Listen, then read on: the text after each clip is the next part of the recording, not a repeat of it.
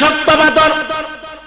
খানায় কাবার পাশে চলে গেলেন, উদ্দেশ্য হলো নবী সাজদায় যাবে, পাথর নবীর মাথা মুবারকে ছেড়ে দিবে। তো একটা মাহফিল করতে যে এত পরিশ্রম, এত ত্যাগ তারা স্বীকার করলো।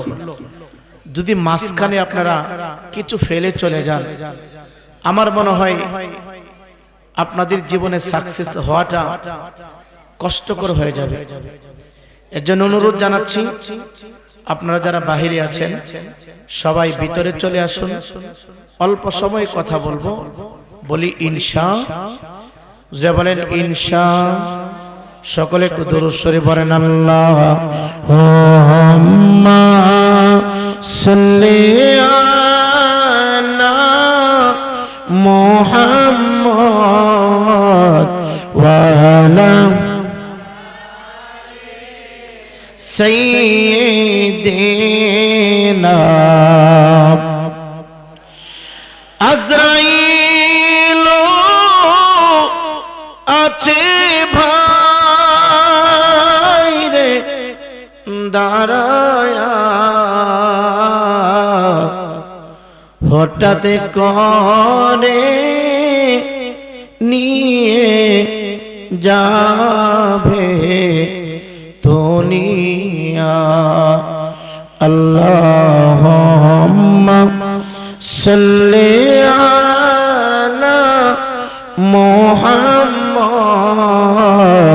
ওয়া আলা সাইয়্যিদিনা মুহাম্মদ। আম্মা বাদ, শুকরিয়া আদায় করি ওই প্রভুর দরবারে, যে প্রভু আমাকে আপনাকে হাজারো হাজার মানুষের ভিতর থেকে নির্বাচিত করে কিছু কথা বলা এবং শোনার মতো আমরা যারা সুযোগ পেয়েছি, কণ্ঠের আওয়াজ উঁচু করে সবাই পড়ি আলহামদুলিল্লাহ। তারই পাশাপাশি আবারও শুকরিয়া আদায় হবে ওই রবের দরবারে, যেই রব ফাসাদের যুগে, ফিতনার যুগে, জাহিলিয়াতের সময় যিনি আমাকে আপনাকে শ্রেষ্ঠ নবীর উম্মত বানিয়ে ক্ষণস্থায়ী জিন্দেগিতে মুসলিম পরিবারে 360 আউলিয়া পীর ফকির ওলি গাউস কুতুবের আদব প্রেম আর মায়া মমতা অন্তরে ধারণ করে কিছু সময় বেঁচে থাকার মতো সুযোগ করে দিয়েছেন, যিনি এত বড় নিয়ামত, হাজার হাজার অন্যায় করার পরেও বাবাজি আমার অপরাধ, আমার গুনাহের কথা, আমি যে কত নিকৃষ্ট, যদি সমাজের মানুষ এটা জানতো, আমি রায়পুরীকে বক্তা হিসেবে কেউ দাওয়াত দিত না। আমার কথা আমার মা জানলে, আমার চারিত্রিক চরিত্রের কথা আমার বাবা যদি জানে, আমার ফ্যামিলিতে আমার জায়গা হবে না। যদি আপনার অন্যায়ের কথা ফ্যামিলির কেহ জানে, আপনার স্ত্রী জানে, আপনার সন্তান জানে, আপনার মা জানে, আপনার বাবা জানে, তাহলে ওই ফ্যামিলিতে আপনার জায়গা হবে না। এলাকার মানুষ সবাই আপনাকে ঘৃণার চোখে দেখবে। এত কোটি কোটি পাপ, লক্ষ লক্ষ গুনাহের কাজ আমরা করেছি, যেখানে কেউ দেখে না, কেউ জানে না, সেই খবর জুড়ে বলেন জানেন কে? জুড়ে বলেন না কে? আল্লাহ আমাদের গুনাহের খবর জানেন। আমরা নেক করি অথবা বদ করি, আল্লাহ দেখার পরেও দুইজন পাহারাদার দুই দিকে আল্লাহ তাআলা ফিট করে রেখেছেন। কিরামান কাতিবিনা ইয়ালামুনা মা তাফআলুন। ডান দিকের পাহারাদার নেক আমলগুলো ডায়েরি করতেছেন, বাম দিকে বদ আমলগুলো ডায়েরি হচ্ছে। বাঁচার মতো, বেঁচে যাওয়ার মতো কোনো সুযোগ সময় আমাদের কাছে নাই। আমাদের সেকেন্ড, হিসাব, মিনিট আল্লাহ তাআলা আমাদের কাছ থেকে জাররা জাররা করে পুরাটা লাইফ থেকে আল্লাহ তাআলা হিসাব নেবেন। এর জন্য এত অপরাধ আমরা করেছি, এত অন্যায় আমরা করেছি, নিজেকে পাপের দিকে এত চালিয়েছি, এত অন্যায় করার পরেও মহান রব আসমান থেকে আমাদের জন্য ঠান্ডা আবহাওয়া বন্ধ করে নাই, গরমের সময় গরম আবহাওয়া বন্ধ করে নাই, বৃষ্টি দিচ্ছেন, যখন যা প্রয়োজন সব কিছু দিয়ে আমাদেরকে চালাচ্ছেন। যিনি সমস্ত অপরাধ ডেকে এই মাহফিল পর্যন্ত কথা বলা শোনার মতো সুযোগ করে দিয়েছেন, আমার আপনার জন্য অক্সিজেন 24টা ঘন্টা ধারাবাহিকভাবে পরিচালনা করতেছেন ওই মহান রব, মহান স্রষ্টাকে খুশি করার নিয়তে আকাশ বাতাস মুখরিত করে কণ্ঠের আওয়াজ উঁচু করে আবারও পড়ি আলহামদুলিল্লাহ। এখানে যারা আছে মাহফিলের ডানে বামে সামনে পিছনে অসংখ্য অগণিত কবরস্থান আছে না নাই? জোরে বলেন আছে না নাই? এই মজলিসের কেউ বলতে পারবেন না যে আমার আপনার আপনজন কবরে নাই। প্রত্যেকটা মানুষের আপনজন অন্ধকার কবরস্থ হয়েছে। তো হাদিস শরীফে আসছে আমার নবীজি বলেন, যেখানে কোরআন হাদিসের কথা বলা হয়, যেই জায়গায় উলামায়ে কেরামের আগমন হয়, কোরআন হাদিসের বরকত নেওয়া এবং পাওয়ার জন্য আল্লাহ তাআলা কবরবাসীকে মুক্ত করে দেন। আমরা যদিও দেখি না, এই মাহফিলের চতুর্পাশে কোটি কোটি মৃত আত্মারা ফকিরের মতো দাঁড়িয়ে আছে। আমরা হয়তো চিন্তা করতেছি কোন সময় আখিরি মোনাজাত হবে, আমরা যার যার বাড়িতে অবস্থান করব, অথচ কবরবাসীরা চতুর্দিকে দাঁড়িয়ে আছে। তারা কান্না শুরু করতেছে যে মাহফিল তো একটু পরে শেষ হয়ে যাবে, আবার পুনরায় আমরা কবরে ঢুকবো, আমাদের কবরে আবার আযাব শুরু হবে। এই চিন্তায় এইভাবে তারা কান্না করতেছে। এর জন্য অনুরোধ জানাচ্ছি, শেষ পর্যন্ত আখিরে মোনাজাত করে প্রত্যেকের আওলাদের জন্য ইসালে সওয়াব করে আমাদের সকলকে আল্লাহ তাআলা যেন বাড়ি পর্যন্ত পৌঁছায় দেন। জোরে বলি আমিন, আর জোরে বলি আমিন। বাবাজি, এই পৃথিবীটা প্রতিটা মানুষের জন্যই হচ্ছে ক্ষণস্থায়ী, কেউ পৃথিবীতে থাকবো না। সম্মানিত হাজিরিন, আল্লাহ রাব্বুল আলামিন বলে, আল্লাযী খালাকাল মাউতা ওয়াল হায়াতা লিয়াবলুয়াকুম আইয়ুকুম আহসানু আমালা। চিৎকার দিয়ে বলেন আল্লাহু আকবার। ইমানদার মুসলমান যুবক, আল্লাহ রাব্বুল আলামিন ডাক ইমানদার, যে হায়াত পাইয়া তুমি দুনিয়ার জমিনে বাহাদুরি করতেছ, রং তামাশা করতেছ, আনন্দ উল্লাস করতেছ, তুমি হয়তো জানো না এই হায়াত পৃথিবীর কোন মানুষ তোমাকে দান করেন নাই। পৃথিবীর কোন মুফতি মুহাদ্দিস আলেম উলামা পীর ফকির তোমাকে দান করেন নাই। একটু আওয়াজ দিয়ে বলেন আমাদের হায়াত এবং মওতের মালিক কে? জোরে বলেন না কে? আল্লাহ রাব্বুল আলামিন বলে, বান্দা, তোমার হায়াত সৃষ্টি করার আগে আমি আল্লাহ রাব্বুল আলামিন তোমার মওত সৃষ্টি করেছি। হায়াত এবং মওত দুইটা সাবজেক্ট আমি আল্লাহ তোমাকে গিফট হিসাবে দিয়েছি। সামান্য সময় দিয়া দুনিয়াতে তোমাকে প্রেরণ করেছি। আল্লাহকে যদি প্রশ্ন করা হয়, আল্লাহ এত সুন্দর করে আদম বানালেন, এত সুন্দর করে উত্তম শুরুতে আপনি আদম বানালেন, লাকাদ খালাকনাল ইনসানা ফি আহসানি তাকওয়িম। আল্লাহ রাব্বুল আলামিন ডাক দে বলে, বান্দা, আমি আল্লাহ তোমাকে উত্তম করে, আমি আল্লাহ তোমাকে শ্রেষ্ঠত্ব দান করেছি, আমি আল্লাহ তোমাকে উত্তম আকৃতিতে সৃষ্টি করেছি। তোমার মতো দামি, তোমার মতো উত্তম আমি আল্লাহ আর কোন জাতি, আর কোন প্রাণীকে আমি আল্লাহ দান করি নাই। আমি আল্লাহর কুদরতি হাত দিয়া তোমার চেহারা আমি নির্মাণ করেছি। আল্লাহ রাব্বুল আলামিনকে যদি প্রশ্ন করেন, আল্লাহ এত আদর করে বান্দা বানাইলেন, এত মায়া করে বান্দা বানাইলেন, বান্দার প্রতি এত ইহসান করলেন, দয়া করলেন, বান্দাকে এত ভালোবাসা দিলেন, বান্দাকে এত মহব্বত দিলেন, আবার মওত কেন সৃষ্টি করলেন? আমার আল্লাহ বলে, বান্দারি, হায়াত এবং মওতের মাঝখানে সামান্য একটু সময় দিয়া আমি আল্লাহ তোমাকে দুনিয়াতে প্রেরণ করেছি। খাও দাও ফুর্তি করো না, রং তামাশা করার জন্য না। আল্লাহ বলে, আহসানু আমালা, শুধু আমি আল্লাহ তোমাকে পরীক্ষা করার জন্য সামান্য সময় দিয়া দুনিয়াতে প্রেরণ করেছি।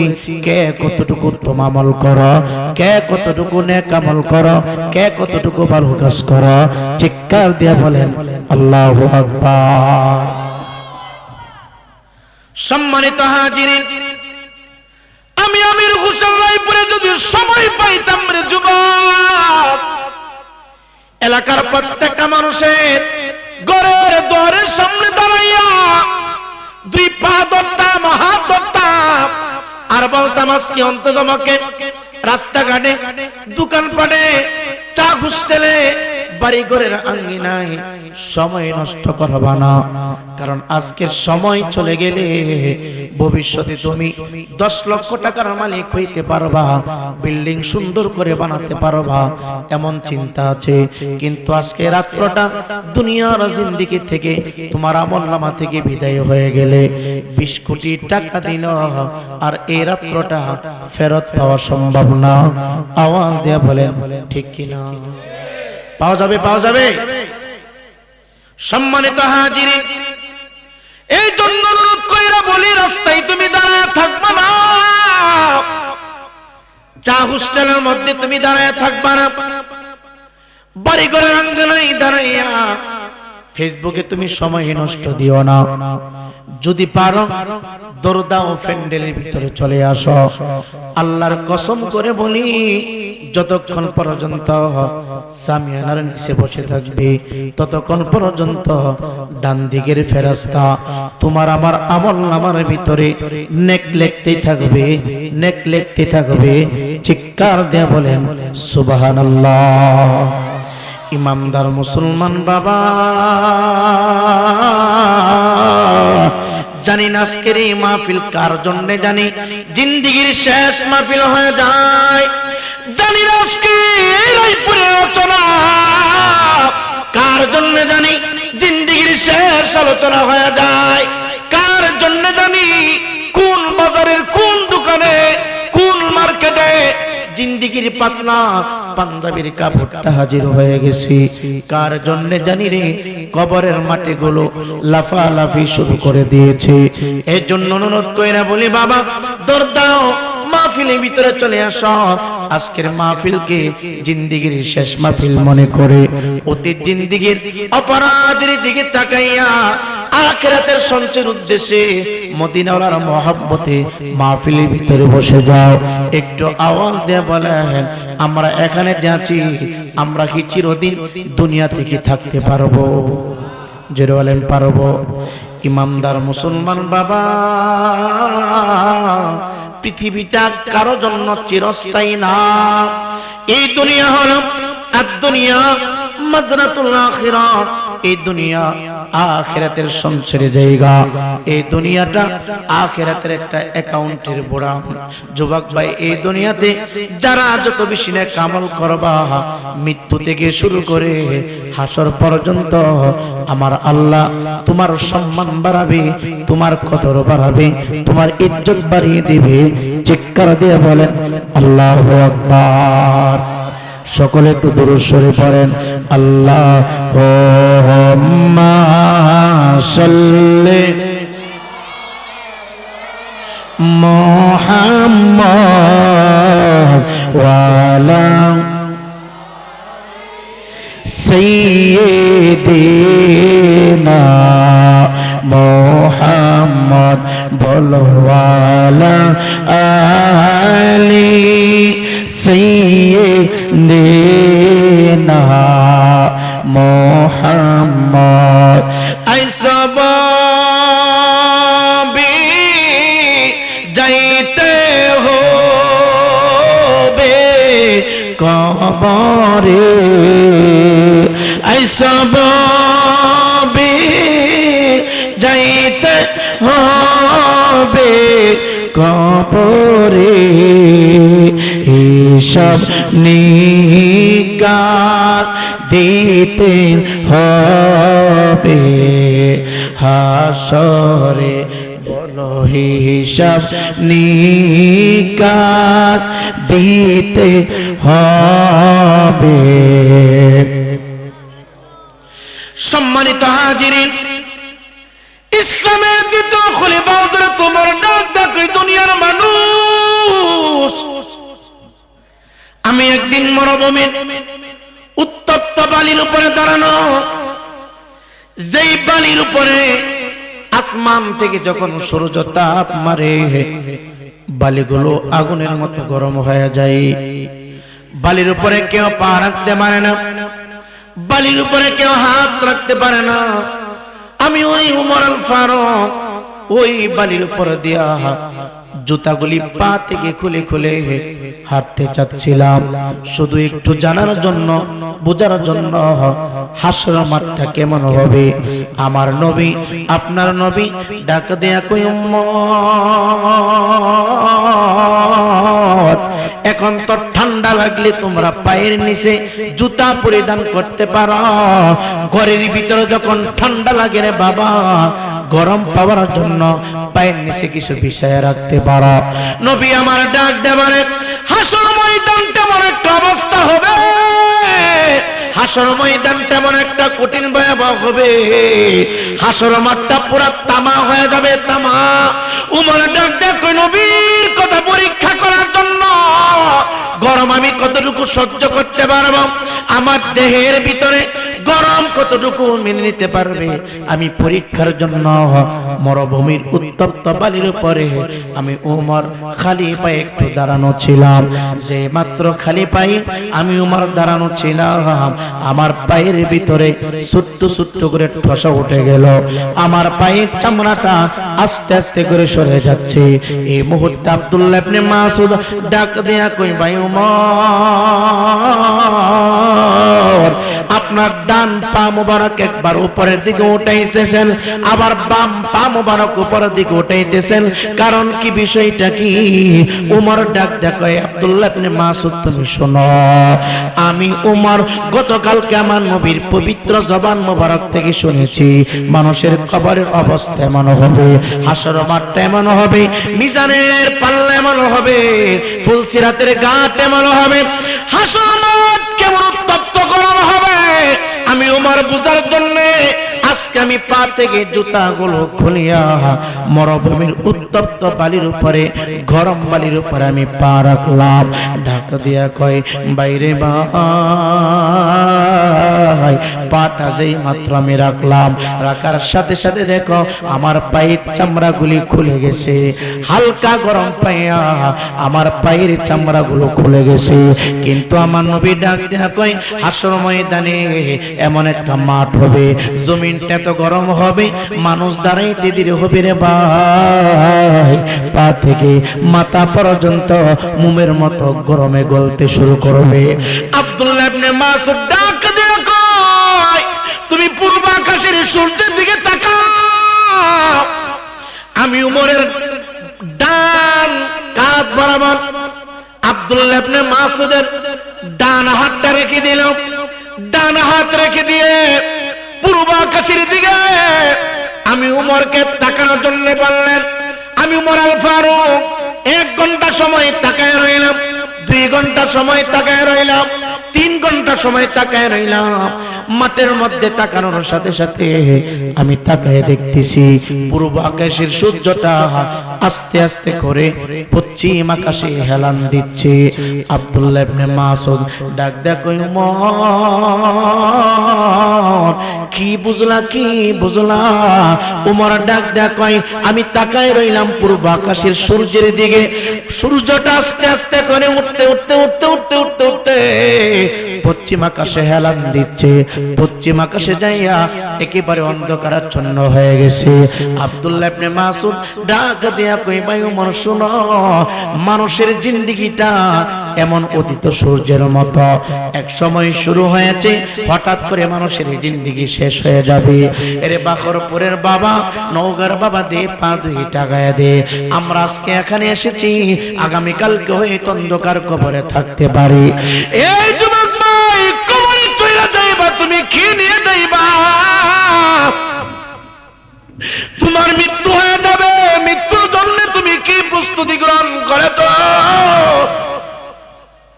অন্ধকার মাটির জন্য কি তুমি প্রস্তুতি গ্রহণ করেছ? মিজানের পাল্লায় তোমার পুরা জিন্দেগীর আমলনামা ওজন করা হবে, তুমি কি প্রস্তুতি গ্রহণ করেছ? হাসর মাঠে তোমাকে 50,000 বছর দাঁড়ায় থাকতে হবে, তুমি কি প্রস্তুতি গ্রহণ করেছ? 30,000 বছরের রাস্তা, ফুলসিরাতের ঘাট তোমাকে পার হতে হবে। কি প্রস্তুতি তুমি গ্রহণ করেছ? একটু চিন্তা করলা না? একটু ভাবলা না? এই মুহূর্তে তোমার আমার মৃত্যু হয়ে যেতে পারে, আগামী কালকে হতে পারে, 1 ঘন্টা পরে হতে পারে, 1 বছর পরে হতে পারে, মৃত্যু হয়ে যাবে। চিরসত্য অন্ধকার কবরে যাব, এটা চিরসত্য। গোটা জিন্দেগি থেকে আমার আল্লাহ রাব্বুল আলামিন যাররা যাররা করে হিসাব নেবে, এটা যেমন চিরসত্য। মিজানের পাল্লায় আমার আপনার সমস্ত নেক আমলগুলো উঠাইয়া ওজন করা হবে। তাও সত্য রে বাবা, ফুলসিরাতের ঘাট 30,000 বছরের রাস্তা পার হতে হবে, তাও সত্য। এর জন্য অনুরোধ কইরা বলি, দুনিয়াতে যতদিন থাকবা আমার নবীর সুন্নাহ অনুযায়ী চলবা। দুনিয়াতে যত ঘন্টা থাকবা আমার নবীর তরিকা অনুযায়ী চলবা। যদি পারো এখন থেকে ওয়াদা করো আর কোনোদিন নামাজ কাজা করবা না। যদি পারো এখন থেকে ওয়াদা করো আর কোনোদিন তুমি মিথ্যা বলবা না। যদি পারো এখন থেকে ওয়াদা করো আর কোনোদিন আব্বা আম্মাকে কষ্ট দিবা না। যদি পারো আজকের এই জান্নাতের বাগানে বৈশা ওয়াদা করো আর কোনোদিন সুদের ব্যবসা করবা না, আর কোনোদিন ঘুষ নিবা না, আর অন্যের হক নষ্ট করবা না। ইমানদার মুসলমান যুবক, দুনিয়া পাইয়া আখিরাতের জিন্দেগি তুমি ভুলে গেলা। দুনিয়ার জিন্দেগি শুরু হয়েছে, হঠাৎ একদিন শেষ হয়ে যাবে, কিন্তু কবরের জিন্দেগি শুরু হবে আর কোনোদিন শেষ হবে না। কবরের জিন্দেগি শুরু হবে আর কোনোদিন শেষ হবে না। এই কবরের জিন্দেগির জন্য তুমি কি প্রস্তুত করেছ? মৃত্যুর আগে সবাই আপন, ডানে বামে সবাই আপন থাকবে। মৃত্যুর পরে তোমার সাথে 2টা বিষয় যাবে, একটা হলো ঈমান আর একটা হলো নেক আমল। আওয়াজ দিয়ে বলেন ঠিক কিনা? ঈমান আর আমল ছাড়া কোনো কিছুই যাবে না।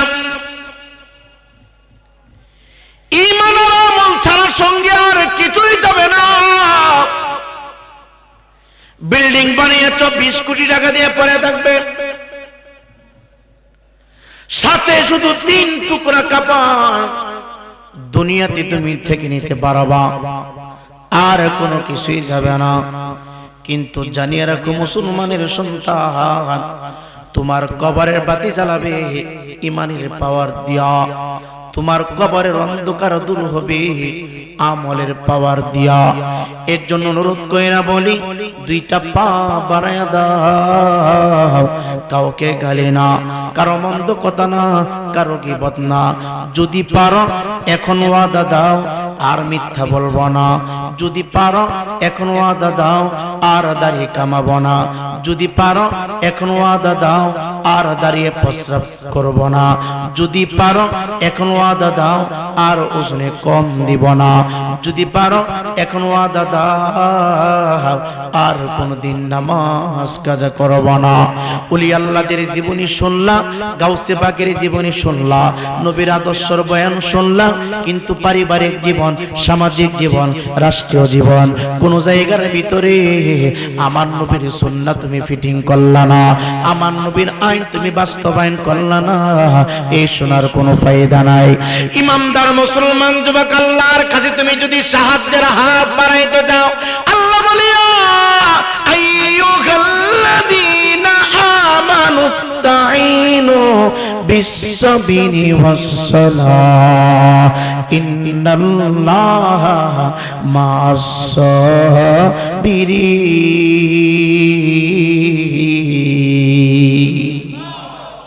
আপনাদের কষ্ট হচ্ছে, অসুবিধা হচ্ছে?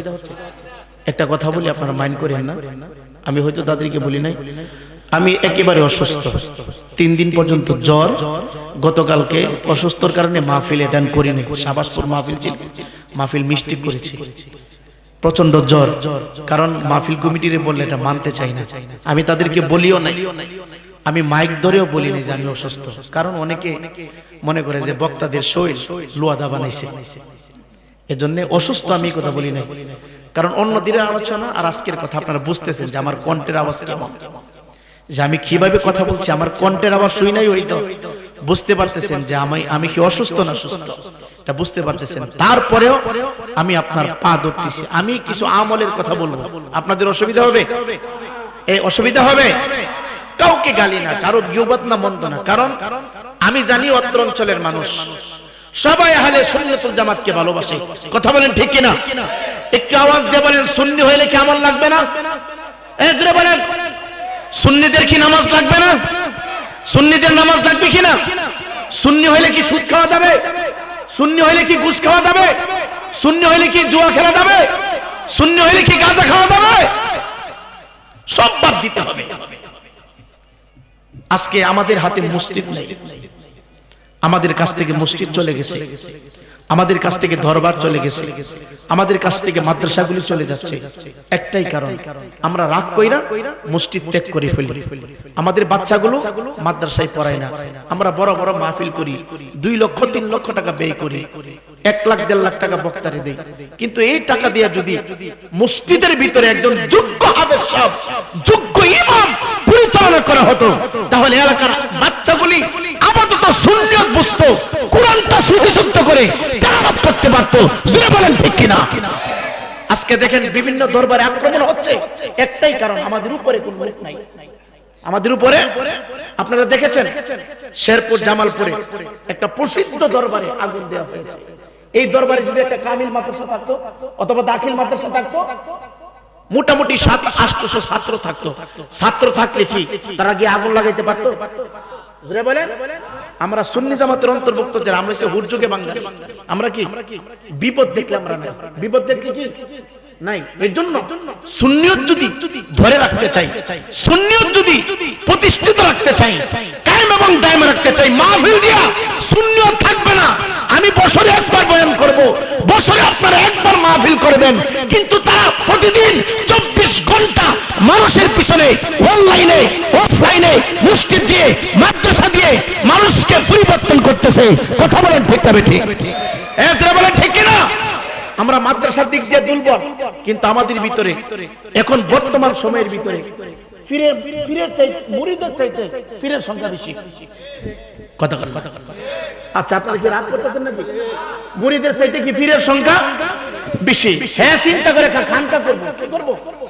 খানকা কইরা মুরিদের অর্ডার করে 11 মাসের ভিতরে 11 শরীফ করবে। মাসের ভিতরে কি করবে? 1 মাসের ভিতরে 4টা মিলাদ করবে। উদ্দেশ্য হলো কি দেখেন, মিলাদ ফিরা, মিলাদের হাদিয়াগুলো উড়ে না একটা ডিব্বার ভিতরে রাখে, বাস্কের ভিতরে। 1 মাস পরে 2 মাস পরে বাজা নেই, হাদিয়া নেই। এই কথা কোন ঠিক না? অথচ এই বিশ্বাস বলে না যে আমার খানকার ভিতরে ছোট্ট করে হইল একটা সুন্নি হাফেজ মাদ্রাসা খুল। কথা বলেন ঠিক কিনা? বংশের ভিতরে যদি একটা ফির হইতারে 14 গোষ্ঠী ফিরে কামাইলা। কথা কোন না মিথ্যা বলছি? একটা যদি কোন রকম খালি ফির সাহেব হয়ে ধরে গা 14 গোষ্ঠী ফিরে কামাইলা। কথা কোন। আপনারা কি রাগ করতেছেন? মনে মনে কইতেছেন ঈদের কেড়ে ধরে আনছি, এতক্ষণ তো ভালোই চলছিল। কষ্ট হইতেছে আপনাদের? অধিকাংশ ফির সাহেব এমনে, অধিকাংশ ফির সাহেব কেমনে? কথা কই না, এমনে এমনে কম, সব এমনে। কথা কই না। প্রত্যেক গ্রামে গ্রামে ফির সাহেবের খানকা আছে। প্রত্যেকটা পীর সাহেব যদি ছোট্ট হইলো একটা মক্তব্য যদি খুলতো, সুন্নি জামাতের দুর্দশা হতো না। কথা বলেন ঠিক কিনা? আজকে দেখেন তার এক জায়গায় মাহফিল করলে বিভিন্ন মাদ্রাসা ছাত্র দিয়া মাহফিল শুরু থেকে শেষ পর্যন্ত ভরপুর করে রাখে। কথা বলেন। কিন্তু আমরা এই দিক দিয়ে দুর্বল, এদিক দিয়ে কি দুর্বল। এর জন্য বাখরপুর, পশ্চিম পাড়া, নওগাঁ, পশ্চিম নওগাঁ বাখরপুরের সমস্ত যুব সমাজ, জ্ঞানী গুণী তরিকতপন্থী ভাই বাবাদেরকে বলবো, আপনারা দল মত ছেড়ে দিয়ে সবাই সম্মিলিতভাবে একত্রিত হয়ে 1 বছর সকল মাহফিল বন্ধ রাখেন। সব মাহফিল 1 বছর বন্ধ রাখেন। সমস্ত মাহফিলের টাকা একত্রিত করে 1% হোক, 2% হোক, 3% হোক, 1 ঘন্টা হোক, 2 ঘন্টা হোক, একটু জায়গা রাখিয়া 3 সিট একটা মাদ্রাসা করে, যেখানে সুন্নিয়ত প্রচার হবে। কথা বলেন ঠিক কিনা? আমরা সবাই রাজি আছি তো? এজরে কোন না?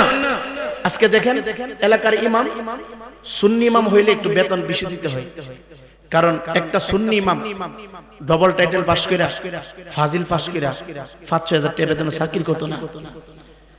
তো এইভাবে ১ বছরের মাহফিলের টাকা যদি আপনারা ফান্ডে রাখেন, ইমামের বেতন যেখানে ১০,০০০ যদি ১২,০০০ টাকা দেন, মনোযোগ বেশি দিব। কথা কন না? দেখেন বাংলাদেশের অনেক জায়গায় আমাদের কিন্তু আলহামদুলিল্লাহ মোটামুটি ভালো হাদিয়া দেন। আমরা এমনও খবর নিচ্ছি আমাদেরকে ২০,০০০ ৩০,০০০ টাকা হাদিয়া দেয়, কিন্তু যে ইমাম ১ মাস পর্যন্ত কমিটির সাথে সময় দিছে, এরা ৫০০ টাকা দিতে কষ্ট লাগে। কথা কই না? না মিথ্যা বলছি? ইমাম আজকে অবহেলিত হচ্ছে। আমারে ২০,০০০ টাকা দিতে কোনো কষ্ট নাই, কোনো দুঃখ নাই, আমারে ৫০,০০০ টাকা দিতে কোনো কষ্ট নাই, কিন্তু ইমাম রে, আপনার ইমাম আমি চলে যাব, আপনি যদি ফোন দেন কিয়ামত হইলে আপনার বাবার জানাজা পড়া লাগে মেহতাবে না আমু নাকি? আমি আজ কষ্ট করে চলে যাবো, যদি আপনার মা মারা যা, বাবা মারা যা, কইবেন লাইবুর হুজুর আমার আব্বা কইছে জানাজা, আমি কই আমি কি জানি না, আমি একটু দূরে আছি। কথা কন না? আমি অসুবিধার ভিতরে আছি, আমি আসবো না। কিন্তু আপনার ইমাম যদি ছুটি নিয়ে বাড়িতে যা, যদি আপনার মা বাবা মারা যা, ফোন করার সাথে সাথে উপস্থিত।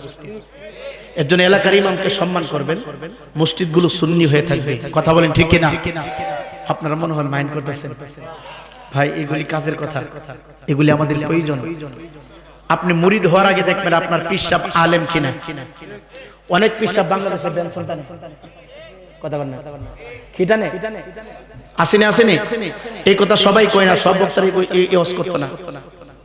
বেনশন টানে, বেনশন গুল্লিপ টানে, পীর সাহেব টানে, মুরিদ টানে। কথা বলেন না? পীর সাহেবের প্রথম ধরা, পীর সাহেবের কোশ্চেন টাইম না মুরিদের দেয়। কিরে তুই খাস কে লাগা, বাবা বরকত দিছে বলে। কথা কন না? এটা আপনাদের এলাকাও কিন্তু বাদ না, আমি নাম ধরে ধরে বলতে পারবো। আসেনি এমন পীর সাহেব তালাক দেন মিয়া, যেই পীর সাহেব আপনার সামনে বেনশন খায়, যেই পীর আপনার সামনে গুল্লিপ খায়, যেই পীর দাড়ি কামায়, এই পীর তালাক দেন। এই পীর দিয়া আল্লাহ রাসূল খুশি করা যায় না। কথা বলেন ঠিক না ঠিক?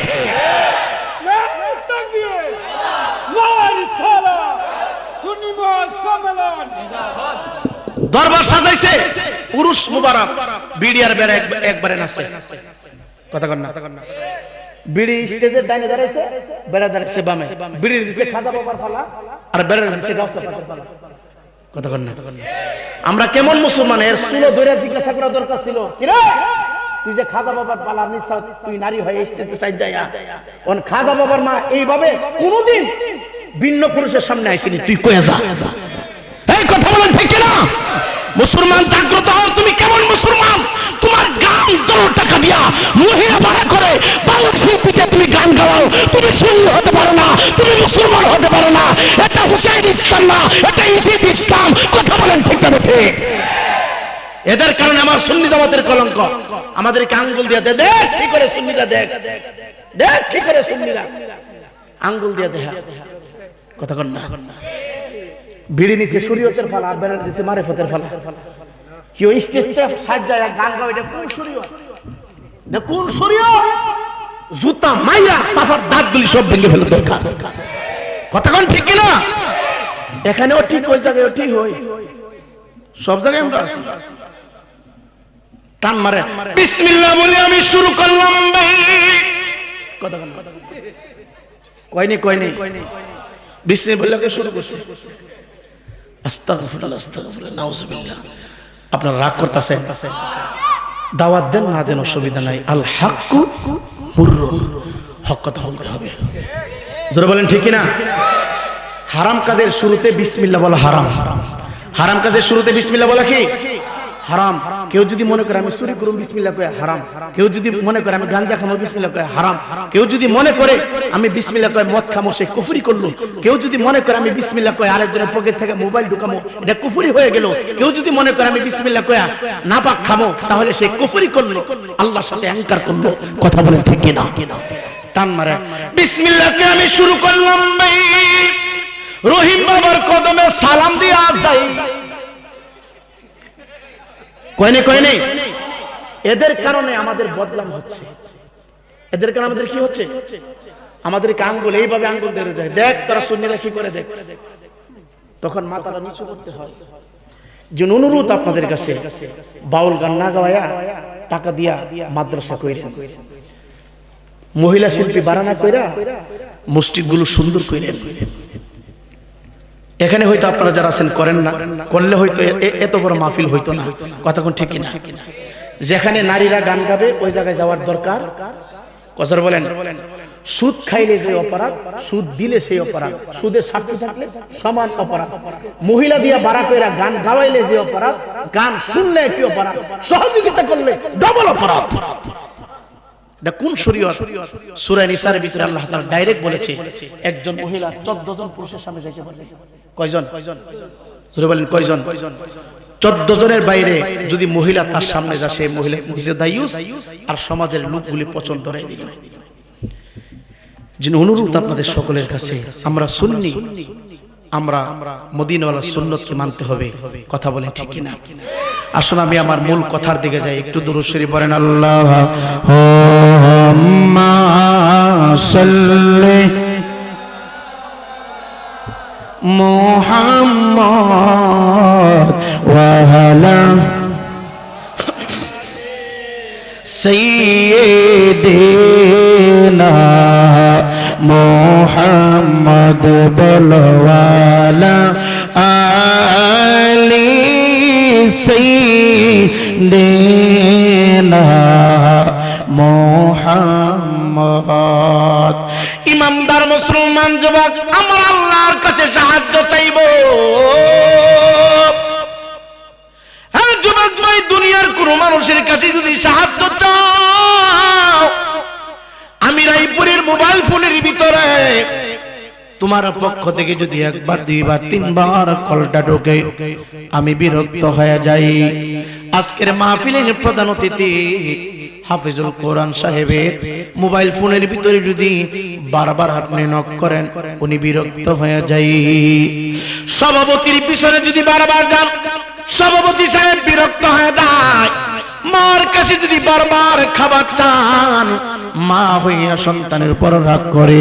বাবার কাছে যদি যান, বাবা রাগান্বিত হয়। মেম্বারের কাছে গেলেন, মেম্বার রাগান্বিত হয়। চেয়ারম্যানের কাছে গেলে চেয়ারম্যান রাগান্বিত হয়। এমপির কাছে গেলে এমপি রাগান্বিত হয়। আমরা গায়রুল্লাহ হইয়া আরেক গায়রুল্লাহর কাছে যখন হাত বাড়াই, তারা অসন্তুষ্ট হয়ে যায়। আমরা মানুষ হইয়া আরেক মানুষের কাছে যখন সহযোগিতার হাত বাড়াই, মানুষ রাগান্বিত হয়ে যায়। কিন্তু রে বাবা, আমার আল্লাহ কেমন রহমান জানেননি? আমার আল্লাহ ডাক দিয়া কই, বান্দারে তোমরা মানুষের কাছে হাত বাড়াইলে, বারবার চাইলে মানুষ রাগ হয়ে যায়। আর আমি আল্লাহ তোমার জন্য এত দয়ালু, তোমার জন্য এত রহমত, তোমার জন্য এত এত পাগল।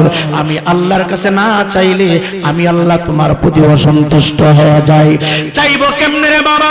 আল্লাহ বলিয়া আইয়ুহাল্লাযীনা আমানুস্তাঈনু বিস-সাবরি ওয়াস-সালাহ ইন্নাল্লাহা মা'আস-সাবিরিন। আল্লাহ রাব্বুল আলামিন চাওয়ার পদ্ধতি শিখিয়ে দিচ্ছেন। এই নওগাঁ বাখরপুরের বাবারা কিভাবে চাইবো, কেমনে চাইবো, কোন পদ্ধতিতে চাইলে আমার আল্লাহ দিবেন, কেমনে চাইলে আমার মাওলা আসমান থেকে আমাদের উপরে রহমত নাজিল করবে, আমাদের অভাব দূর করে দিবে। আমার আল্লাহ কইয়া আইয়ুহাল্লাযীনা আমানুস্তাঈনু বিস-সাবরি ওয়াস-সালাহ। হে ঈমানদার বান্দা বান্দিরা, আমি আল্লাহর কাছে তোমরা সাহায্য চাও সালাতের মাধ্যমে। আমি আল্লাহ তাআলার কাছে হাত বাড়াও তোমার সাজদার মাধ্যমে। আমি আল্লাহ তাআলার কাছে তোমরা হাত বাড়াও সবরের মাধ্যমে, ধৈর্যের মাধ্যমে। ঈমানদার মুসলমান বাবারা, সংসারে অশান্তি, আমার কাছে বললে আমি শান্তি দিতে পারবো না। ব্যবসায় অভাব, আমি আমার কাছে বললে ব্যবসার অভাব দূর করতে পারবো না। নেতার কাছে বিচার দিলে নেতা অভাব দূর করতে পারবে না। সন্তান কথা শুনে না, মেয়ে কথা শুনে না, ছেলে কথা শুনে না, পাড়া প্রতিবেশী জ্বালায় কেউ আপনাকে শুনাইতে পারবে না। কি করবেন? হুজুর বই না দেন, আমি আপনাকে বলবো, যদি দেখেন ব্যবসা মন্দা, অসুবিধা না হয়, যাই নামাজটা বিছাইয়া 2 রাকাত হাজত নামাজ পড়বেন। 2 রাকাতের ভিতরে সূরাতুল ফাতিহা একবার তেলাওয়াত করবেন। প্রথম রাকাতের ভিতরে সূরা ইখলাস 3 বার পড়বেন। দ্বিতীয় রাকাতের ভিতরে সূরা ইখলাস 3 বার পাঠ করবেন। এইভাবে 2 রাকাত নামাজ আদায় করিয়া সিজদাটা উঠাইয়া আল্লাহ তাআলার দরবারে হাত বাড়াইয়া বলবেন, আল্লাহ আমি অভাবে আছি, তুমি অভাব দূর করে দাও। আমি অশান্তির ভিতরে আছি, অশান্তি দূর করে দাও। আমি বেমারে কষ্ট করতেছি, তুমি বেমার দূর করে দাও, বেমার দূর করে দাও। ইমানদার মুসলমান যুবক, সাহাবায়ে কেরামের ঘরে যখন কোনো খাবার থাকতো না, নবীজি বলতেন, সাহাবীরা তোমরা শুনো, যাও বাইতুল্লাহর কাছে যাও, বাইতুল্লাহর পাশে দাঁড়ায়া যাও, বাইতুল্লাহর মালিকের কাছে সাহায্য চাও। আমার নবী বলতেন, যাও, আমি নবী মুস্তাফার ওসিলা নিয়া বাইতুল্লাহর পাশে দাঁড়ায়া যাও। একদিন আবু বকর বলে, ইয়া রাসূলুল্লাহ, ইয়া হাবিবাল্লাহ, আমি আজকে 3 দিন পর্যন্ত কোনো খাবার খাই না। নবী বলেন, আবু বকর, আমার চেহারা মোবারকের দিকে তুমি তাকাও। দ্বিতীয় তোমার কাজ হবে বাইতুল্লাহর কাছে তুমি চলে যাও, বাইতুল্লাহর পাশে দাঁড়াইয়া বেশি না রে, বেশি না, শুধু 2 রাকাত তুমি নিয়ত করে 2 রাকাত নামাজ পড়বা। আমি নবী বলে দিলাম, সিজদা থেকে মাথা উঠানোর আগে আগে দেখবা আমার আল্লাহ তোমার জন্য খাবার রেডি করে দিয়েছে। আমার আল্লাহ আসমান থেকে গায়েবী ভাবে খাবার প্রেরণ করে দিয়েছে। ইমানদার মুসলমান যুবক, এই জন্য অনুরোধ কইরা বইলা যায়, না কার কপাল দিয়া অন্য কাউকে সিজদা দিবেন না। যদি পারেন সিজদা দিবেন মসজিদে যাইয়া আল্লাহর উদ্দেশ্যে। ফজর কাজা করবেন না, জোহর কাজা করবেন না, আসর কাজা করবেন না, মাগরিব কাজা করবেন না, এশা কাজা করবেন না। যদি পারেন রাত্র নিশিতে তাহাজ্জুদের মুসল্লায় দাঁড়ায়া যান। তাহাজ্জুদের সালাত এমন একটা সালাত রে বাবা, কেউ যদি দ্রুত গতিতে বান্দা থেকে আল্লাহর বন্ধু হতে চায়, আমার নবী বলে তারা যেন তাহাজ্জুদের মুসল্লায় দাঁড়ায়। নবী আমার ডাক দিয়া কই, উম্মত,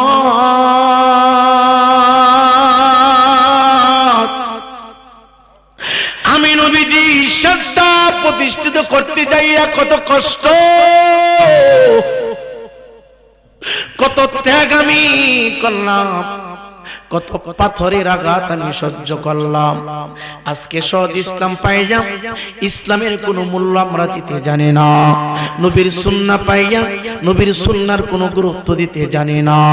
ইমানদার মুসলমান যুবক, আমার নবী হায়াতুন নবী, জিন্দা নবী বলে, আমি বাইতুল্লাহর পাশে মাত্র 2 রাকাত নামাজের প্রশিক্ষণ দেওয়ার জন্য আমি বাইতুল্লাহ দরজা বরাবর দাঁড়ায় গেলাম। গেটটা আমি নবীর জন্য খোলা রয়েছে। তারপর আমি ভিতরে ঢুকলাম না, ভিতরে ঢুকলে তো কাফের মুশরিকরা দেখবে না। আমি দরজার সামনে দাঁড়াইয়া 2 রাকাত সালাতের নিয়ত করে দাঁড়ায় গেলাম। দাঁড়াইয়া আমি শুরু করে দিলাম, আমি সূরাতুল ফাতিহা তেলাওয়াত করতে শুরু করলাম। ইমানদার মুসলমান যুবক, আমার নবী সালাত কায়েমের জন্য, আমার নবীজি সিজদা শিখানোর জন্য, আমার নবী রুকুর প্রশিক্ষণ দেওয়ার জন্য বাইতুল্লাহর পাশে দাঁড়ায় গেল, বাইতুল্লাহর পাশে দাঁড়ায় গেল। এই বাকরপুরের বাবা, এখনো কোন মানব যদি রুকুর ভিতরে চলে যায় আর বলে, ইন্নী ওয়াজ্জাহতু ওয়াজহিয়া লিল্লাযী ফাতারাস সামাওয়াতি ওয়াল আরদা হানিফা ওয়া মা আনা মিনাল মুশরিকিন।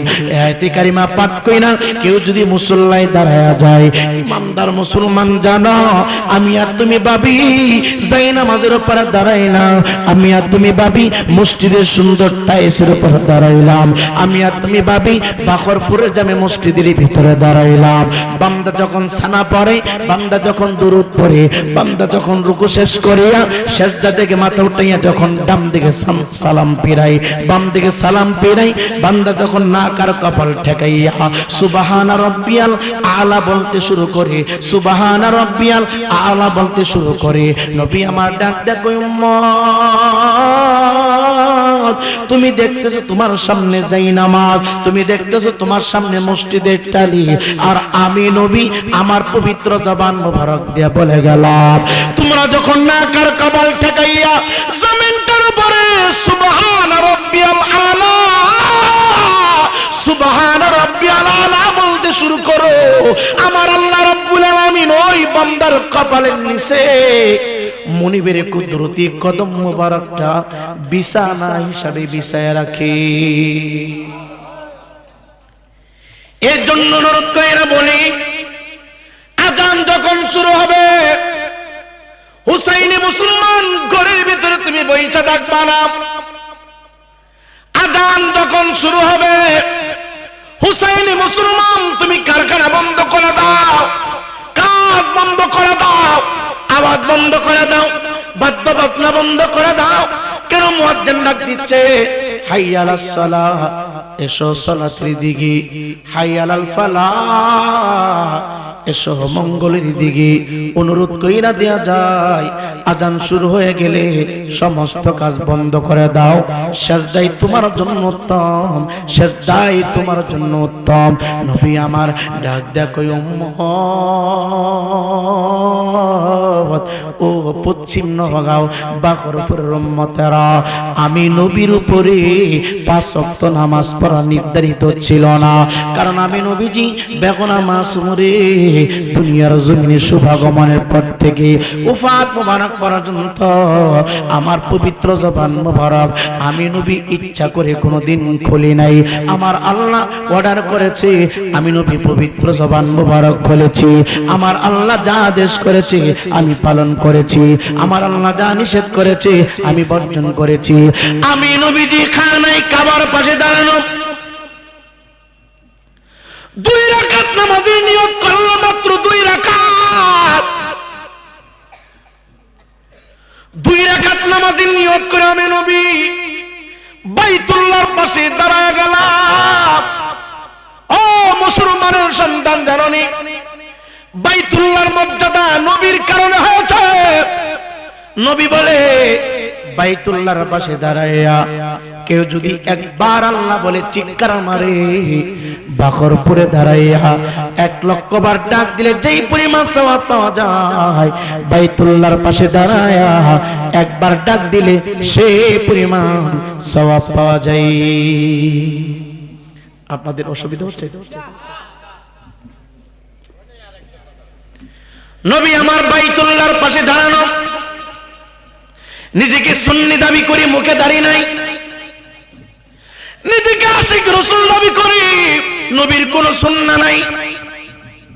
অনুরোধ কইরা দেয়া যায়, এই আশিক আমার নবীর কাছে গ্রহণযোগ্য হবে না। নবী বলে, মান আহাব্বা সুন্নতি ফাকাদ আহাব্বানি ওয়া মান আহাব্বানি কানা মাই ফিল জান্নাহ। যারা আমার সুন্নাহকে ভালোবাসা দিল তারা যেন আমাকে ভালোবাসলো, আর আমাকে যারা ভালোবাসা দিল আমার সাথে তারা জান্নাতে থাকবে। চিৎকার দিয়ে কি সুবহানাল্লাহ বলা যাবে না? যুবক ভাই, বয়সটা 40 বছর হয়ে গেল, ওযু কিভাবে করতে হয় জানি না। 50 বছর হয়ে গেল, ফরজ গোসল কিভাবে করতে হয় জানি না, তাইমুম কিভাবে করতে হয় জানি না, ওযু কিভাবে করতে হয় জানি না। বলবেন হুজুর শিখব থেকে? ইমামের কাছে জিজ্ঞাসা করলে লজ্জা লাগে, হুজুরের কাছে জিজ্ঞাসা করলে লজ্জা লাগে। আমি আপনাদেরকে একটা মাদ্রাসা দেখায় যাব। ওযু যদি শিখতে চান, রুকু যদি কিভাবে করতে হয় শিখতে চান, সাজদা যদি শিখতে চান, মাদ্রাসায় ভর্তি হয়ে আপনার এখন লজ্জা লাগবে। ইমাম সাহেবের কাছে জিজ্ঞাসা করলে লজ্জা লাগে। একটা মাদ্রাসা আমি আপনাদেরকে বলে যাই, বাংলাদেশের ভিতরে বিনা স্বার্থে বিনা মূল্যে একমাত্র দাওয়াত ইসলামীর লোকেরা আপনাকে গোসল গোসল শিখাবে, আপনাকে উযু শিখাবে, আপনাকে তায়াম্মুম শিখাবে, কিভাবে ফরজ গোসল করতে হয় শিখাবে। যদি পারেন 3টা দিন দাওয়াত ইসলামের ভাইয়ের সাথে সময় দিবেন, 3 দিন পরে দেখবেন আপনার জীবন চেঞ্জ হয়ে গেছে, আপনার জীবন পরিবর্তন হয়ে গেছে।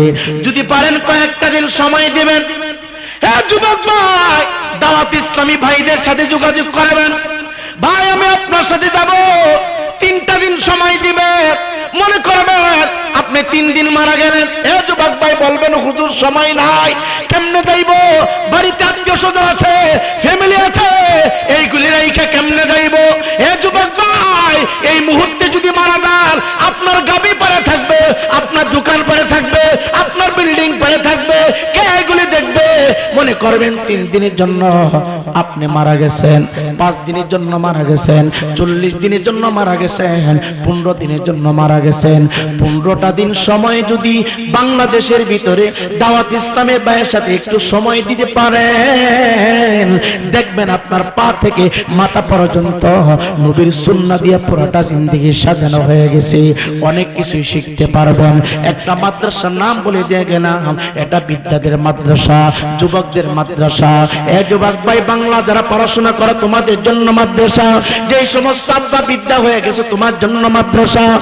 যুবক ভাই রে, আমার নবী হায়াতুন নবী, জিন্দা নবী, ইলমে গায়বের খবর দেন নবী, বাইতুল্লাহর পাশে দাঁড়ায়া 2 রাকাত নামাজের নিয়ত করলেন, সূরাতুল ফাতিহা শুরু করলেন। আমার মাইক দিয়া পড়লেন যেমন আওয়াজ, আমার নবীজি কণ্ঠে এত উঁচু ছিল, কণ্ঠের আওয়াজ এত দ্রুত গতিতে আমার আল্লাহ সিটে সরাই দিতেন। মাইক দিয়ে পড়লে যত দূর যাবে, নবী আমার আস্তে করে তেলাওয়াতে কোরআন শুরু করলেন। যুবক দেখবেন মাঝে মাঝে পাখিগুলো এইভাবে ডানা মেলে মেলে আকাশে নিচ দিয়ে এইভাবে আস্তে আস্তে করে ওরে রে বাবা। আমার নবীজি তেলাওয়াতে কোরআন যখন শুরু হয়ে গেল, পাখিগুলো চলা বন্ধ করে দিয়েছে। খানায় কাবার পাশে যত ইহুদি আর নাস্তিক ছিল সবাই স্তব্ধ হয়ে গেছে। মনে হচ্ছে বাবা সূরাতুল ফাতিহা আল্লাহর পক্ষ থেকে নবী রাহমাতুল লিল আলামিনের উপরে এই মুহূর্তে নাজিল হচ্ছে। একজন কাট্টা কাফের আবু জেহেলের কাছে গিয়া সংবাদ বলল, হুজুর আপনি মুহাম্মদকে শেষ করার জন্য কত রাস্তা খুঁজলেন, কত সুযোগ খুঁজলেন, আমি এই মুহূর্তে দেখে এসেছি আব্দুল্লাহর বেটা মুহাম্মদ খানায় কাবার পাশে দাঁড়াইয়া দাঁড়াইয়া কবিতা পাঠ করতেছে। নাউজুবিল্লাহ। আমার নবী কোরআনে কারীম তেলাওয়াত করতেছে, আর কাফের যাইয়া কয় আমার নবী নাকি কবিতা পাঠ করতেছে। নবী আমার ঢাকা দেয়া কই উম্মত, আমি কালামে হাকিম তেলাওয়াত করি, নামাজের মুসল্লার ভিতরে তেলাওয়াত করতেছি। আর কাট্টা কাফের যাইয়া আবু জেহেলের কাছে বলল আমি নাকি কবিতা পাঠ করতেছি। ঢাকা দেয়া কই হুজুর, ওগো আমাদের ধর্মের নেতা, ওগো আমাদের ধর্মের গুরু, আপনি যাকে মারার জন্য সুযোগ খোঁজেন, আপনি যাকে মারার জন্য সন্ধান করেন, লোক খোঁজেন, আমি এই মুহূর্তে দেখে এসেছি আব্দুল্লাহর বেটা মুহাম্মদ খানায় কাবার পাশে দাঁড়ানো। আর দেরি করা যাবে না, এখনই সুযোগ মুহাম্মদকে মেরে ফেলার জন্য। আবু জেহেল বলে কে আছো, দাঁড়ায় দাও, দাঁড়ায় দাও, দাঁড়ায় দাও, কে আছো, দাঁড়ায় দাও। একজন ব্যক্তি দাঁড়ায় গেল, আমাকে যদি মোটা অঙ্কের হাদিয়া দিতে পারেন, আমাকে যদি মোটা অঙ্কের পুরস্কৃত করতে পারেন, এই মুহূর্তে যাইয়া আপনার ভাতিজা মুহাম্মদের কল্লাটা আমি উড়াই দিতে পারবো। হাতের ভিতরে বিশাল বড় একটা পাথর নিয়ে ধরতে শুরু করলো। আমি এই পাথর মুহাম্মদের মাথা বরাবর মারিয়া মুহাম্মদের মাথা চূর্ণ বিচূর্ণ করে দিব।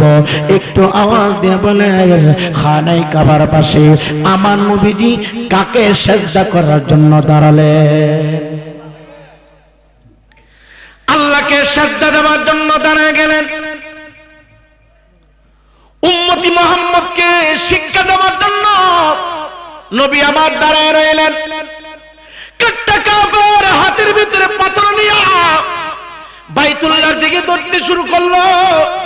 রাস্তার আশেপাশে যারা আছে ডাক ডাক, হাতের ভিতরে পাথর কেন? পাথর নিয়ে তোমরা কোন দিকে যাও, কোথায় যাও? জানতে চাই, বুঝতে চাই। কাট্টা কাফের মনে মনে ভাবে, যদি বলে ফেলি আমাকে আটকায় দিবে, আমি আর আমার মনের উদ্দেশ্য পূরণ করতে পারবো না। ডাক দিয়া বলে, বলবো না, বলবো না। পাথর নিয়ে দৌড়াচ্ছি। উদ্দেশ্য হলো নবী আমার সিজদার ভিতরে চলে যাবে। সিজদার মাঝখানে চলে গেলে পাথরটা আমার নবীর মাথা মোবারকের উপরে ছেড়ে দিবে। একটু আওয়াজ দিয়ে বলেন না, আমার নবীর ইজ্জত হেফাজত করার মালিক কে?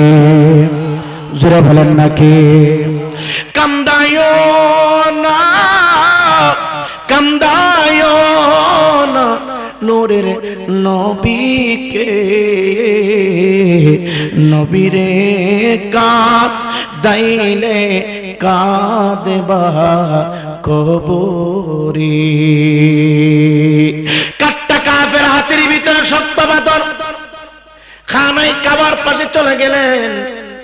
উদ্দেশ্য হলো নবী সিজদায় যাবে, পাথর নবীর মাথা মোবারকে ছেড়ে দিবে। পাথর নিয়ে কাবার পাশে চলে গেল। যাইয়া দেখে শুধু আমার নবীর কণ্ঠ মোবারকের আওয়াজ শোনা যায়, কিন্তু আমার নবী কোন জায়গায় দাঁড়ায়া তেলাওয়াত করতেছে, নবীর চেহারা মোবারক দেখা যায় না, চেহারা মোবারক দেখা যায় না। চিৎকার দিয়ে কি সুবহানাল্লাহ বলা যাবে না? চোখের সামনে আমার আল্লাহ পর্দা রেখে দিলেন। শুধু কণ্ঠের আওয়াজ শুনে নবী কোন জায়গায় দাঁড়াইয়া তেলাওয়াতে কোরআন করতেছে, নবীকে দেখে না। চোখের সামনে লম্বা করে পর্দা আমার আল্লাহ ফেলে দিলেন। ডান দিকে তাকাই দেখা যায় না, বাম দিকে তাকাই দেখা যায় না, পিছনে তাকাই দেখা যায় না, সামনে তাকাই দেখা যায় না। শুধু চোখের মধ্যে অন্ধকার লাগতেছে। আনুমানিক ভাবে এই পাথরটা খানায় কাবার বরাবর ছেড়ে দিলেন। উদ্দেশ্য হলো যেখানে থাক না কেন মুহাম্মদের উপরে পড়বে। আল্লাহর কুদরত বোঝা যায় না।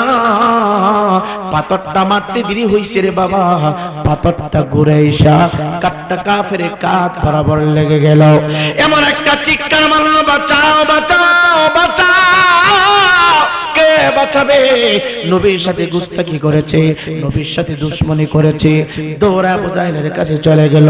আবু জাহেল ডাক ডাক কই, বুঝেছি আব্দুল্লাহর বেটা মোহাম্মদ তোমারে বুঝি জাদু করেছে, পাথর তো আর কাঁধ থেকে সরাইতে পারে না। ইমানদার মুসলমান বাবা, আমার নবীজি এক রাকাত এখনো শেষ করেন নাই। রুকুর মধ্যে চলে গেল, আমার নবীজি সিজদার ভিতরে চলে গেল। আমার নবীজি এত লম্বা নামাজ পড়তেন, আমার নবীজি এত লম্বা রুকু করতেন রে বাবা, আমার নবীজি এত লম্বা সিজদা করতেন রে বাবা। সাহাবায়ে কেরাম বলতো, আমার নবী যখন সিজদার ভিতরে চইলা যাইতো আমরা অনুভব করতাম আমার নবী মনে হয় দুনিয়ার জমিন থেকে বিদায় হয়ে গেছে। এত লম্বা সিজদা করত, সিজদার ভিতরে তো মজা, তো মজা। কারণ বান্দা যখন আল্লাহকে খুশি করার জন্য সিজদা করে, ওই সিজদার ভিতরে কোনো পর্দা থাকে না। দ্রুত গতিতে আল্লাহকে যদি সন্তুষ্ট করতে চাও বান্দা, আল্লাহকে যদি রাজি করতে চাও, পৃথিবীর জমিনে আর কাউকে সিজদা দিবা না, একমাত্র না কারো কপাল ঠেকাইয়া আল্লাহকে সিজদা দিবা। বান্দা যখন সিজদা মারে বাবা, আল্লাহ এবং বান্দার মাঝখানে আর কোনো পর্দা থাকে না। চিৎকার দিয়ে বলেন সুবহানাল্লাহ। নবী আমার প্রথম রাকাত শেষ করে দাঁড়ায় গেলেন। দ্বিতীয় রাকাত নামাজ পড়বে, দ্বিতীয় রাকাত পড়বে। আরেকটা কাট্টা কাফের বলল, হুজুর আমি দূর থেকে এই তরবারি দিয়া মুহাম্মদের উপর আক্রমণ করব, মোটা অঙ্কে পুরস্কৃত করবেন। বলেন আমারে দিবেন নি? হ্যাঁ দিব। হাতের ভিতরে অস্ত্র নিয়ে দৌড়তে শুরু করলো। খানাই কাবার দিকে। খানাই কাবার বরাবর আসার সাথে সাথে তাকায় দেখি আমার নবী যেই জায়গায় দাঁড়ায় নামাজ পড়তেছে কাছাকাছি একটা বিশাল বড় বাঘ হা করে বসে আছে। সামনে অগ্রসর হইলে বাঘ তাকে গিলে ফেলবে, বাঘ তাকে খেয়ে ফেলবে। বয়ার সামনে যায় না, তরবারি দিয়ে আঘাত করলেন না। ইমানদার মুসলমান যুবক নবী দ্বিতীয় রাকাত শেষ করলেন। দ্বিতীয় রাকাত শেষ করার আগে আগে এ যুবক ভাই, নবীর সাজদা থেকে মাথা মোবারক উঠাই না রে বাবা। আমার নবীজির সাজদায় পড়ে আছে আম্মা জান আয়েশা সিদ্দিকা রাদিয়াল্লাহু তাআলা আনহা। একদিন জিজ্ঞাসা করে, ইয়া রাসূলুল্লাহ, ইয়া হাবিবাল্লাহ, আপনার জিন্দেগীর ভিতরে কয়েকটা কষ্টের কথা বর্ণনা করেন। আমার নবী তায়েফের কথাটা বললেন।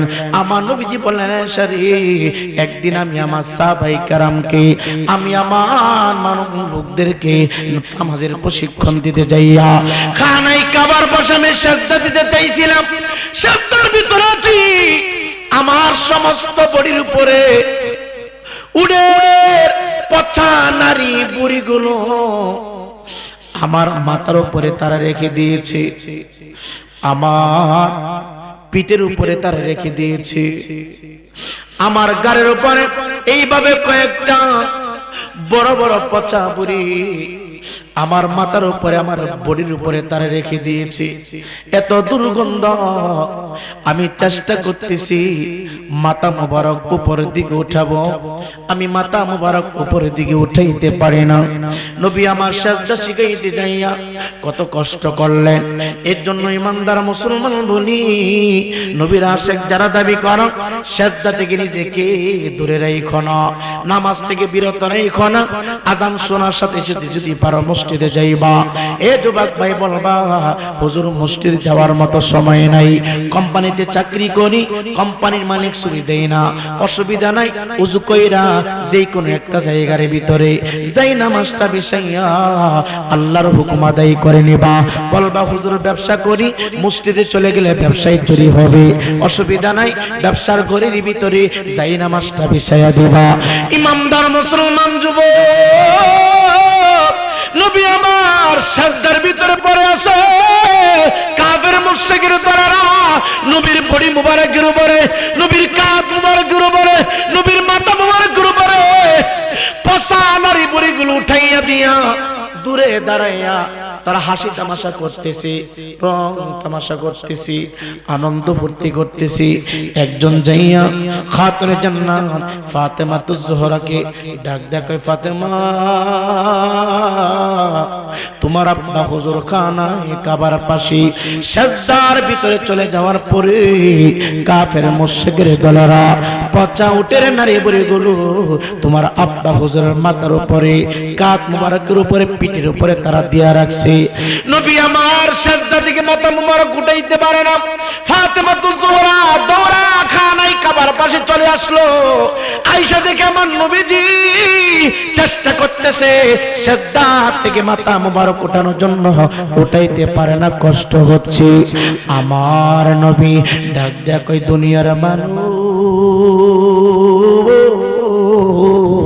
আমি নবীজির সাজদার মধ্যে আমার ফাতেমা আয়েশা আমার উপর থেকে পচা নারী বুড়িগুলি এইভাবে সরাইতেছে আর ডাক দেয়া কয়, ও মক্কা নগরবাসীরা, আমার আব্বা হুজুর তোমাদের কোনো ক্ষতি করে নাই, আমার আব্বা হুজুর কারো সম্পদ ভক্ষণ করে নাই, এইভাবে তোমরা কেন কষ্ট দাও, এইভাবে তোমরা কেন আঘাত করো?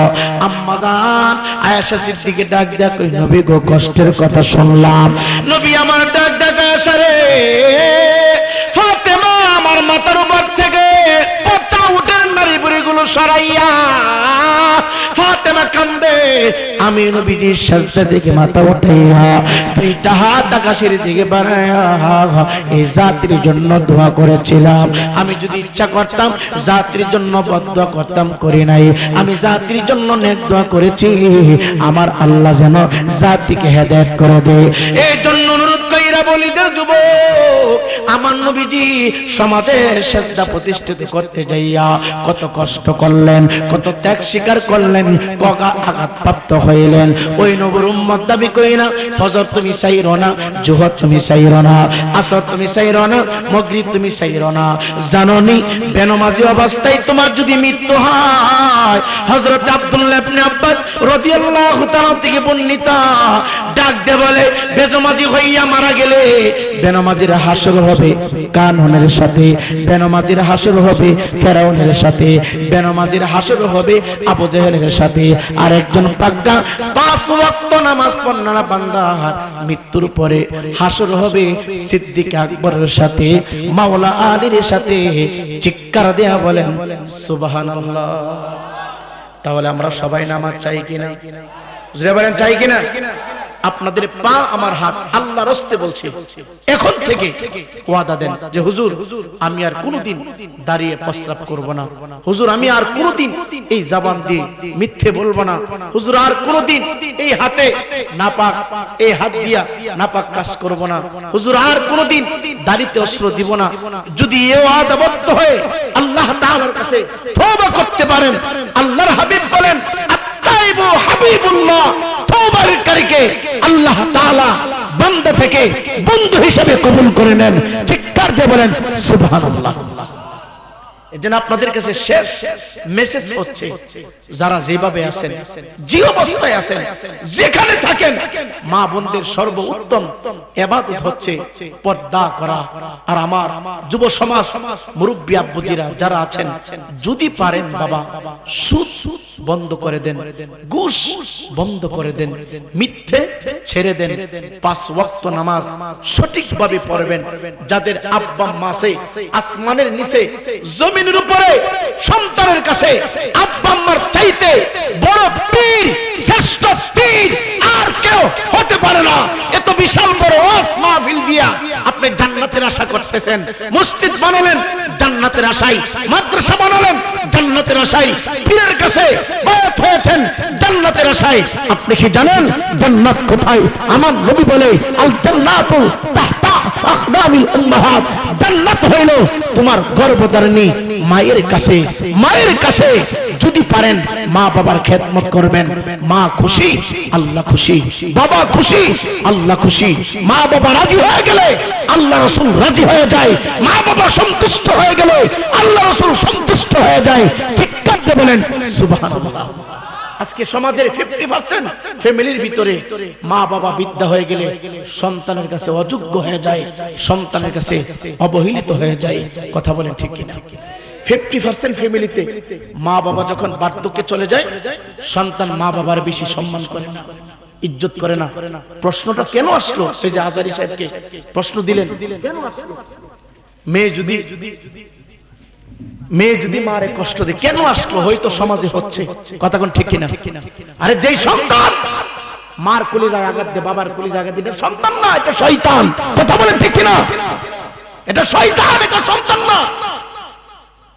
অনুরোধ করতেছি, এমন কুটিওয়াজ তুমি যদি করো, এমন কুটিওয়াজ তুমি যদি চাঁদা দাও, তোমার মা তোমার বাবা যদি তোমার উপরে শব্দটা উচ্চারণ করে, উফি ওয়ালা তানহারহুমা, শব্দটা যদি উচ্চারণ করে, এমন কুটিওয়াজ দিয়ে আল্লাহ রাসূলকে সন্তুষ্ট করা যাবে না। কথা বলেন ঠিক না ঠিক? এজন্য অনুরোধ আপনাদের কাছে, আপনার ব্যবহারের দ্বারাই, কথার দ্বারাই, বাচন ভঙ্গির দ্বারাই, চলাফেরার দ্বারাই আপনার মা আপনার বাবা যেন কষ্ট না পায়। মনে থাকবে তো? বলেন ইনশাআল্লাহ। যারা বলেন ইনশাআল্লাহ। যুবক আমি আপনাকে বলছি, আমি আপনার মতো যুবক, আমি আপনাকে বলছি আপনার পা দুইটা দেন, আগায় দেন। আপনি কি ভাবতেছেন আপনি মুরার বন্দে মহিষ প্রতি বছর একটা পাঠান, আপনি জান্নাতি হয়ে গেছেন? নো। আপনি ভাবতেছেন একজন পীর মুর্শিদের কাছে হাত দিয়েছেন জান্নাত পেয়েছেন? নো। নবীর সাহাবী হইয়া, নবীর চেহারা মুবারক দেখা মা বাবারে কষ্ট দিয়া জান্নাতের দরজা পাই নাই। শুনেছেন ইতিহাস? আর আপনার পীর, এটা কোন দিনের পীর? কিসের পীর? আপনার পীর আপনার বাড়িতে আসে, দেশি মুরগা দিলেন, কবুতরের বাচ্চা দিলেন, দেশি মুরগির ডিম দিলেন, তারপরে খাসির গোশত দিলেন, আর মা ভাঙ্গা করে। মা কোথায়? ভাঙ্গা করে। মা বৃদ্ধা শীতে কনকন করে কাঁপতেছে, মার জন্য ভালো কিছু নাই। পীর বাবা আসার এক সপ্তাহ আগে থেকে খাবার আইটেম শুরু হয়ে গেছে। মনে হইতেছে জান্নাত কাঁপাই লাইছে।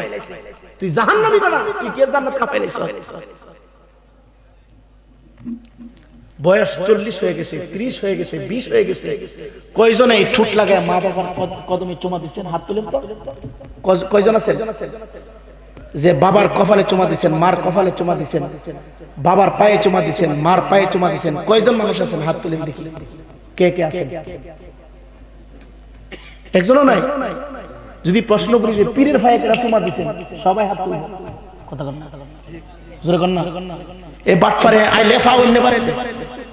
কথা কন না, জোরে কন না। কি করে? বেয়াদবি মাফ করবেন। কি করে? ফাও বাড়ায় দেয়, অথচ হাতে মুসাফা করা নবীর সুন্নাত। মুসাফা করা কি? কোলাকুলি করা নবীর সুন্নাত। এভাবে বুক লাগায় সিনার সাথে সিনা লাগায় কোলাকুলি করা কি সুন্নাত?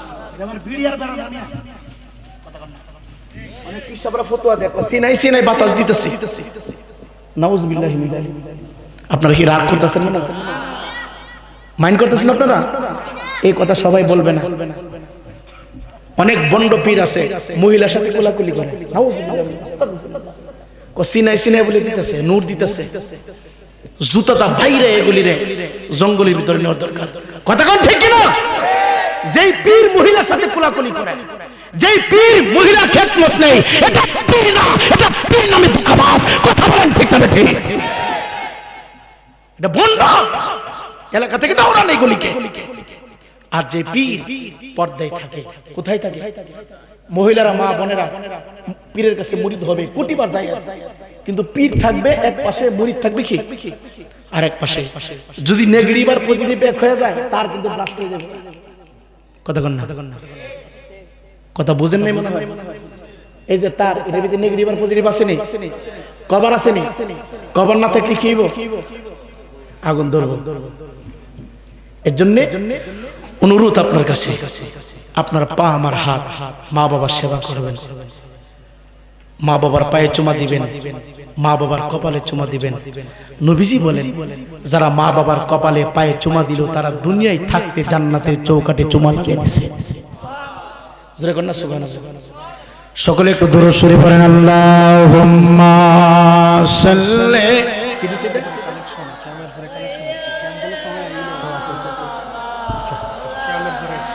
মুহাম্মদ